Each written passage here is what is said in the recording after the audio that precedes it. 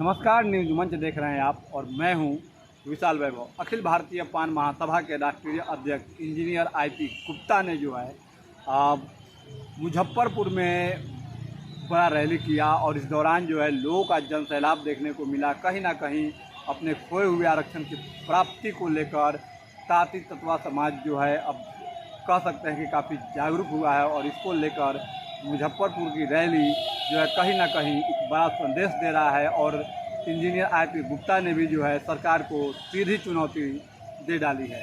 क्या कुछ कहा है इंजीनियर आईपी गुप्ता ने, आइए आपको सुनवाते हैं उनका संबोधन।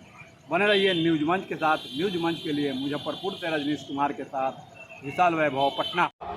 मुजफ्फरपुर में चेहरा बनेगा, सीतामढ़ी में चेहरा बनेगा, दरभंगा में बनेगा, मधुबनी में बनेगा, हर जगह चेहरा का निर्माण होगा। और बिहार में देश लेवल पे भी चेहरा का निर्माण होगा और कहेगा ये देखो ये पान समाज का चेहरा है। और आज इस ग्राउंड पे इतनी भीड़ देख के ये सिर्फ मुजफ्फरपुर में नहीं पूरे देश को दिखाया है कि हाथों रथम पान चेहरा निर्माण के लिए और इतिहास बनाने के लिए मैदान को छोटा कर दिया। और इसी का नाम है हाको रथम पान। फिर हमने देखा जब इतना बड़ा आंदोलन करेंगे तो क्या होगा, हमारे पास शक्ति क्या है। मैं पीछे गया, मैंने देखा कि हमारे जो सबसे बड़ा शक्ति हमारे पास है कि हम 80 लाख हैं। हाथों रथ पान के निर्माण के लिए जो सबसे बड़ा ताकत मेरे पास था वो क्या था कि हम 80 लाख, ये मेरी ताकत है। फिर क्या होगा, 80 लाख तो हम 18-78 बरस हैं, तो हमारी ताकत कहां गई। 80 लाख आज से नहीं है, बहुत दिनों से भी ताकत कहां गई। फिर मैंने देखा कि हमारी और ताकत क्या है, इस 80 लाख लोगों में हमारी ताकत क्या है। तो हमने देखा कि हम भावुक लोग हैं, हम रोने वाले लोग, हम दुख बांटने वाले लोग, एक दूसरे को गले लगाने वाले लोग। ये जो भावुकता था मेरी ताकत थी आईपी गुप्ता का। और वहां से जन्म होता है हाथों रथ हम पान है। उसके बाद दोस्तों और क्या ताकत थी हमारे पास। मैंने देखा कि एक मेरी मां, उसके पास कपड़े नहीं थे पहनने के लिए, ब्लाउज नहीं थी, साया पहनती थी, उसके से अपने शरीर को ढकती थी और अपनी पूरी जिंदगी गुजारती। तो मैंने कहा कि मेरी मां बहने, मेरी मां जिंदगी भर साए पहन के गुजार सकती है और आईपी गुप्ता को जन्म दे सकती है। तो हर पान समाज की मां आईपी गुप्ता की मां है जो किसी भी परिस्थिति में रह सकता है, और वो मेरा ताकत था। फिर क्या था, हमने कहा कि हम मजदूर लोग हैं। चेन्नई में, मद्रास में, मुंबई में ऊंचे महलों पे ईंटा जोड़ने वाला, बिना डरे बिना थके काम करने वाला वो मजदूर कौन है, वो ताती तत्वा है। वो नहीं डरने वाला, अपने घर की पालन पोषण करने वाला, जब चढ़ सकता है, ईंटा जोड़ सकता है, तो हाथों रथम पान को जन्म दे सकता है। और वहीं से पैदा हुआ हाथों रथम पान। यही नहीं, मैंने हाल के दिनों में देखा कि अपनी मां, अपनी बहन, अपना बाप महीना महीना नहीं नहा रहा है, नहीं नहा रहा, और अपने बेटे को पढ़ाने के लिए पटना भेज रहा, दिल्ली भेज रहा। मेरी मां बहनें अपनी जेवर बेच रही है और वो भेज रही है पटना पढ़ने के लिए। इसका मतलब क्या है कि अपना सब कुछ निछावर कर देने वाले अपने बेटे के लिए वो मां बाप की वो भावना, वो ललक, उसका बेटा अफसर बने, वो ललक आईपी गुप्ता की ताकत बना और वहां से पैदा होता है हाँ को रथ हम, हाँ को रथ हम पान। और मैंने प्रण किया कि हाँ को रथ हम पान। आंदोलन करेंगे तो उसका नाम क्या होगा? कभी आपने सोचा हाँ को रथ हम पान मैंने ने क्यों कहा?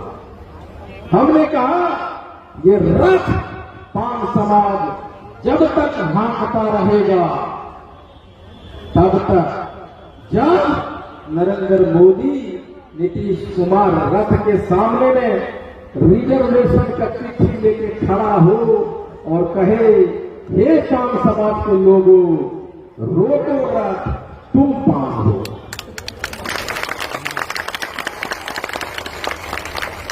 वो रथ कब तक चलता रहेगा जब तक ये जो हुक्मरान है वो आके कहे नहीं कि रोको रथ तुम पाओ। ये तो हमारे ताकत थे। चैलेंज क्या था? चैलेंज क्या था मेरे सामने? चैलेंज था 80 लाख लोगों को एक सूत्र में बांधना, आंदोलन के लिए सड़क पे लाना, एक एक बच्चे के दिमाग में ये देखना कि लड़ना होगा, लड़ने के लिए सीखना होगा। ये मेरा चैलेंज था और मैंने कहा आईपी गुप्ता तुम अपना गर्दन ऊंचा करो, दुश्मन तुम्हारा तलवार लेके सामने खड़ा है। और मैंने अपनी गर्दन ऊंचा किया और सामने तलवार खड़ा लोगों को कहा कि मैं निकल गया हूं और वो ताकत मुझे देती है हाथों रखा था।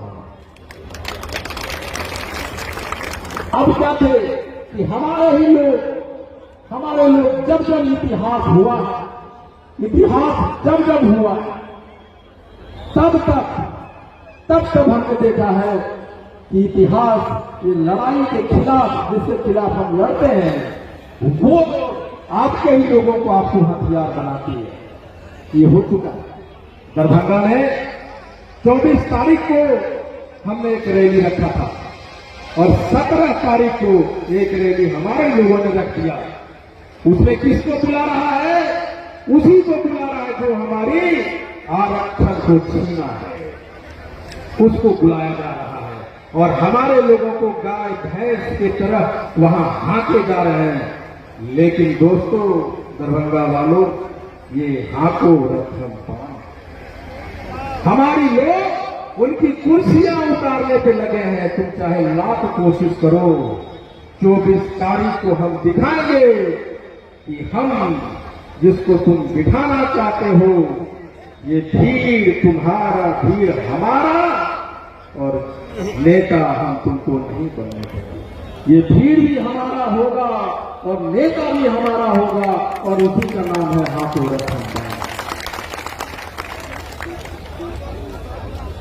शायद आपको पता नहीं, हमारे फिर दूसरा चैलेंज था कि सरकार हमें डराने धमकाने की कोशिश करेगी, लोग हमारे डराने धमकाने की कोशिश करेंगे। आज 4 दिन पहले हमारे घर पे सतीश 2 आदमी आता है, कार से आता है, सतीश नवाता में आता है, मेरे गेट पे आता है, घूम के फिर चला जाता, फिर आता फिर चला जाता है। और वो पिक्चर हमारे सीसीटीवी में कैद होता है।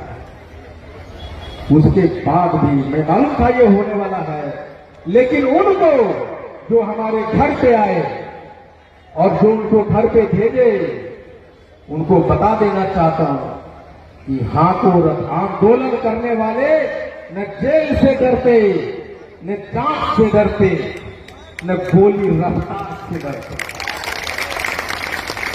एक बार आईपी गुप्ता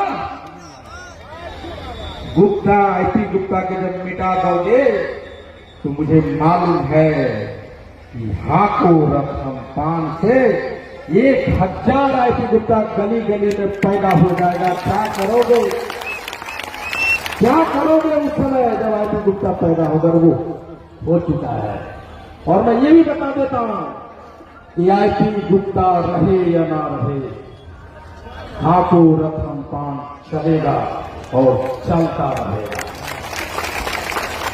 हमने कहा कि जो मर्द होगा हमने कहता था कि भाई हमको 1000 लाख 2 लाख का भीड़ नहीं चाहिए, हमको 5 मर्द दो और उस 5 मर्द से बिहार की ताकत को मैं दिखाऊंगा। और हर एक जिला में 5-10 मर्द पैदा हो रहा है। उसका जनक कौन है? हाथों रखा। तो हमने कहा कि मेरा पहला लक्ष्य था कि मुझे आरक्षण वापस दो। फिर इस आंदोलन का दूसरा लक्ष्य था कि हमारा भी नेता पैदा। नेता कैसे पैदा होगा? ये लक्ष्य हमारा है कि मुजफ्फरपुर में हमने वोट देते रहे। रामचरित्र बाबू से मैं कहानियां सुनता हूं, वोट देते रहे, नेता बनाते रहे, लेकिन आज के बाद 2025 में 5 समाज का एमएलए होना चाहिए कि नहीं होगा? मुजफ्फरपुर में होना चाहिए कि नहीं होना चाहिए? जो ये भीड़ जुटाया है मुजफ्फरपुर के 5 समाज का लोग, उसमें से एक एमएलए बनेगा, मोतिहारी से बनेगा, सीतामढ़ी से बनेगा और वहां जाएगा विधानसभा में और बोलेगा बहुत हो गया, अब 5 समाज आया है, क्या कानून बनाते हो मुझे दिखाओ। हमारा नेता आईटी गुप्ता सड़क पे खाक खा रहा है और तुम यहां बैठ के कुछ भी करोगे, नहीं चलेगा। अनिल हमारा नेता विधानसभा के अंदर आंदोलन करेगा और आईटी गुप्ता सड़क के बाहर आंदोलन करेगा। आईटी गुप्ता जिंदाबाद, आईटी गुप्ता जिंदाबाद, और तब तक करता रहेगा जब तक हमें आरक्षण नहीं मिले। दूसरा कारण था कि नेता पैदा करना, हमारा नेता हो। हमारे पास हमारे घर में थाने में केस नहीं लिए जाते, हॉस्पिटल में इलाज नहीं करता, आईजीएम में पीएमसीएच में कोई जाता है उसका एडमिशन नहीं होता और वो प्राइवेट हॉस्पिटल में जाता है। एक गरीब की जमीन, उसकी बेटी की शादी रखे हुए पैसे सब खर्च हो जाते हैं। लेकिन जब हमारा नेता होगा, मुजफ्फरपुर का एमएलए होगा, तो मुजफ्फरपुर लोग जाएगा, बोलेगा कि भैया हमारा एडमिशन नहीं हो रहा है पीएमसीएच में, हमारा थाना में एफआईआर नहीं ले रहा है, तो हमारा अपना एमएलए होगा मुजफ्फरपुर का, तब तो दरोगा को फोन करेगा, क्या बात है बड़ा बाबू, ये 5 का बच्चा है, एफआईआर लीजिए, वरना 5,000 आदमी के साथ में आपके थाना पर आते हैं, घेर के बैठ जाते हैं, आपको लेगा कि नहीं लेगा? एफआईआर लेगा ना। इसलिए दूसरा है कि हमारा नेता पैदा हो। तीसरा संतान है, संतान है।